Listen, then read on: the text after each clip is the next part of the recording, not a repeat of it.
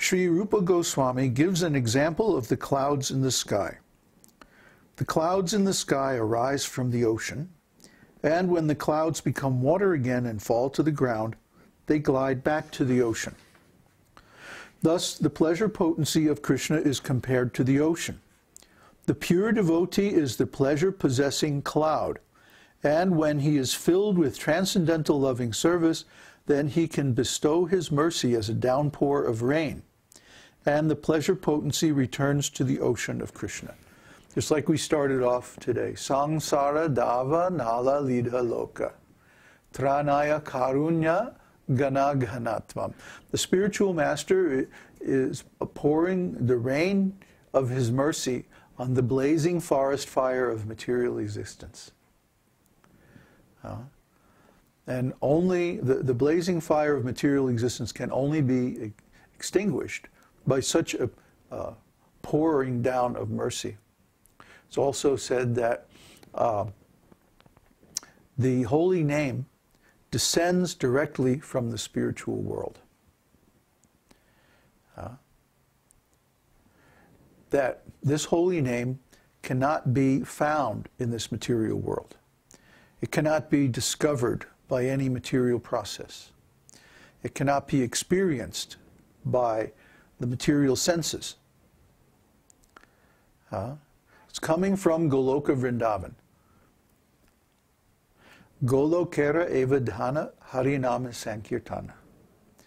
The holy name is descending directly from Goloka Vrindavan, the spiritual world.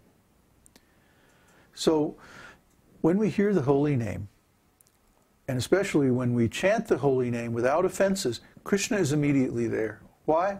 Because we become linked with Krishna's pleasure potency. Hare. Hare Krishna. Hare means Radhe. Radhe is Krishna's pleasure potency, his Hladini Shakti. So when we chant the holy name successfully, which means offenselessly, we immediately become linked through Hare to Krishna. And Krishna is there. Krishna is fully present with all his potencies in his holy name. So when we chant this holy name, this Maha Mantra successfully, then Krishna is there, Krishna's abode is there, Krishna's pastimes, Krishna's associates, Krishna's qualities, everything is there. If we're not experiencing these things when we're chanting, then we are chanting offenselessly. Offensively, right. And our offenses are covering up the real glories of the holy name. So we can very easily understand by our experience in chanting. If we're chanting and we're not seeing Goloka Vrindavan and all the pastimes of the Lord, then we're not chanting the pure holy name. We're chanting some reflection of the holy name, Namabhas. Okay? And of course there are different degrees of this reflection. But still, the full potency doesn't manifest until we are fully offenseless. So, next section is titled Direct and Indirect Attraction for Krishna. Transcendental pleasure derived from devotional service can be divided into two groups, direct devotional service and indirect devotional service. Direct devotional service is divided into 5 transcendental humors or flavors, and indirect devotional service is divided into 7 transcendental humors. Direct devotional services are as follows: neutrality, servitude, fraternity, paternity, and conjugal love. Indirect devotional service is divided into laughter, compassion, anger, chivalry, dread, astonishment, and ghastliness. Devotional service can therefore be divided into 12 types, each of which has a different color. The colors are white, multicolored, orange, red, light green, gray, yellow, off-whitish, smoky, pink, black, and cloudy. The 12 different kinds of devotional humors are controlled by different incarnations of God, such as Kapila, Madhava, Upendra, Nrsimha, Nandanandana, Balaram, Kurma, Kalki, Raghava, Bhargava, Varaha, and Matsya. Sustenance, manifestation, expansion, reflection, and lamentation are the 5 visible symptoms in exchanges of ecstatic love. The test of devotional service can therefore be made in terms of these 5 symptoms. In the devotional service of neutrality, there is sustenance. In chivalrous devotional service, there is expansion. In compassionate devotional service, there is reflection. In angry devotional service, there is lamentation, and so on.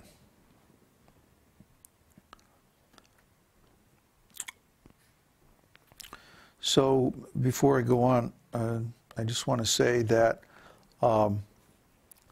as far as I know, the colors given here and the incarnations are not necessarily in the same order as the rasas.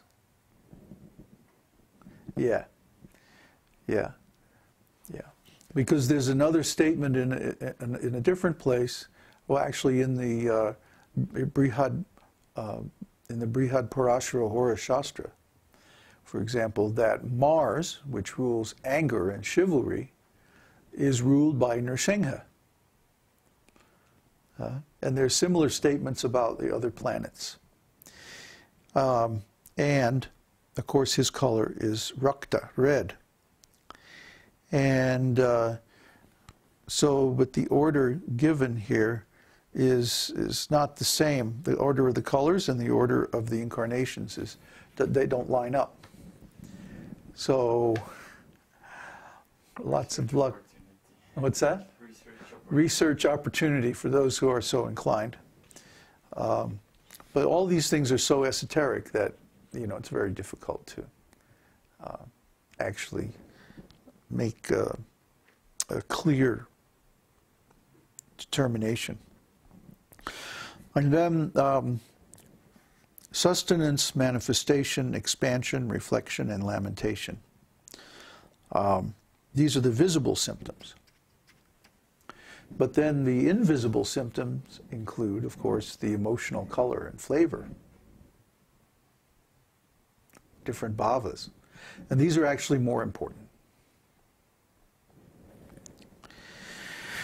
So then he goes on to say, an apparently pitiable condition in devotional service may appear distressing to the inexperienced student.